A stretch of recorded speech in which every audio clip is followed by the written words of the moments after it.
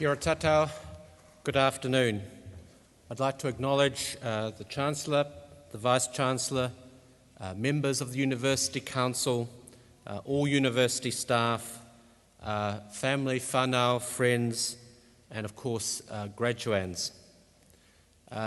You are today ending your journey at this university, or the particular part of your journey. We are here to recollect and to acknowledge the skills and experiences and qualifications today that you have earned in your time at this university. But for many of you, like my journey at Victoria, many of the things that have helped me in my life have not been the formal qualifications that this fine institution serves us up. It's been many of those learnings that we've been able to carry successfully forward for our life. I'd like to give you a few examples of that, and you can compare it with your own experience in Victoria. I spent quite a bit of the 1980s at Victoria University, and at that time Victoria, for its faculty, was a kind of sanctuary for fashion refugees from the 1970s. So week in, week out, to the astonishment and consternation of students, we'd see all manner of platform shoes, moustaches, pink denim suits, knitted sleeveless pullovers, and it gave me certainly a lifelong desire to avoid similar fashion disasters. It was a time also of, unlike today, Victoria was not as well served in terms of some of its building infrastructure, and serving 4 years in the freezing conditions of the prefabricated units that were the economics department at Victoria University have always sold me on the benefits of home insulation and heating. Victoria specialised in those particularly aged exam invigilators who seemed to be specially chosen for poor eyesight, defective hips, and that's given me a great empathy for the New Zealand health system ever since. But in addition to those rather odd kind of observations of university life, equally Victoria did much to inspire me. And that inspiration came from a mix of sources. Inspiration from the passionate teachers that I had the privilege to learn from and learn with. People who had experienced the Great Depression, World War II.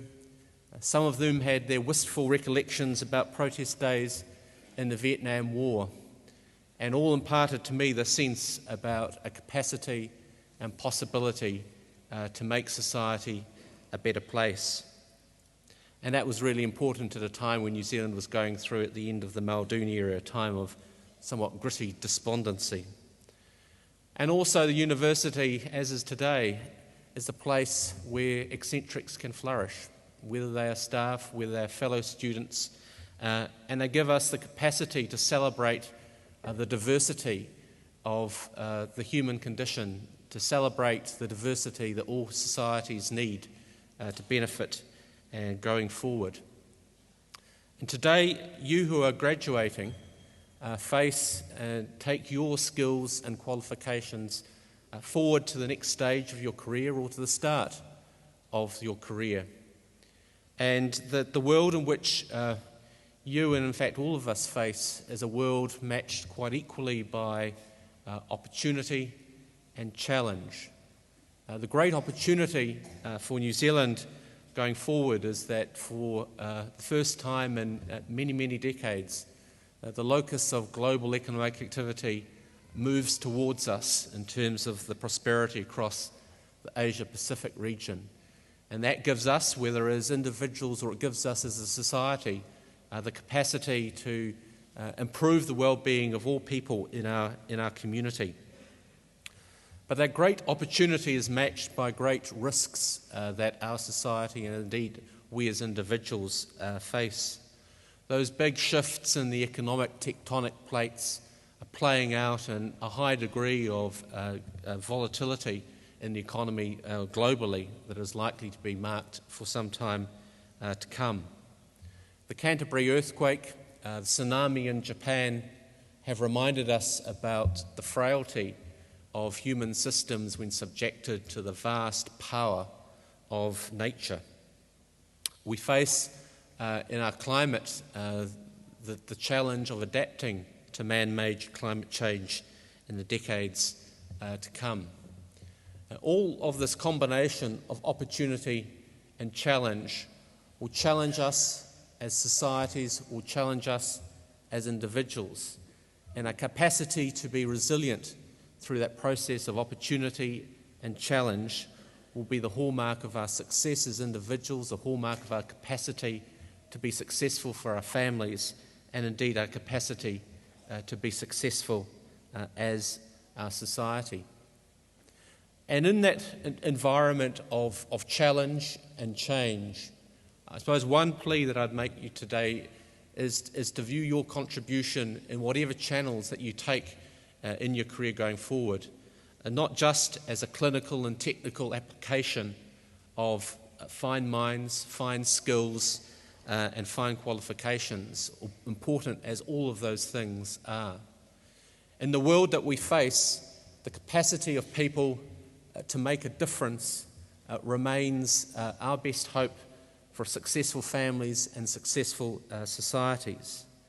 And that requires us not only to be highly skilled in the technical arts that we've worked on long and hard in the years that we're celebrating today in terms of your graduation, but it comes to the values that we employ in our businesses, in our families, and in the contribution that we make in our wider society. If there is one lesson that I take out from the challenges of the last 3 years of the global financial crisis, of the collapse of finance companies in New Zealand, is the cost to societies of the diminution of trust in private institutions, in public institutions. We are all poorer, not only in a financial sense, but in an emotional and societal sense. So my plea to you as you go forward today into the world, which has never been better in many ways for people of talent like yourselves, is to think about the nature of the contribution that you want to take to your society. In my case, I've retained a passionate desire in public service, but that is not the only journey that you can take the skills of trust, integrity, the capacity to make a difference. And I invite you all to think about, in your journeys forward, how you want to make that contribution, because New Zealand and the globe needs it. Finally, congratulations to you all for your success. I wish you well. I thank the contribution that your family and friends have made, because I know from my own experience the achievement that we are celebrating here today is not the achievement solely of individual graduates, but the support of the wider network of whānau and friends that support us all. So congratulations and best wishes for the future.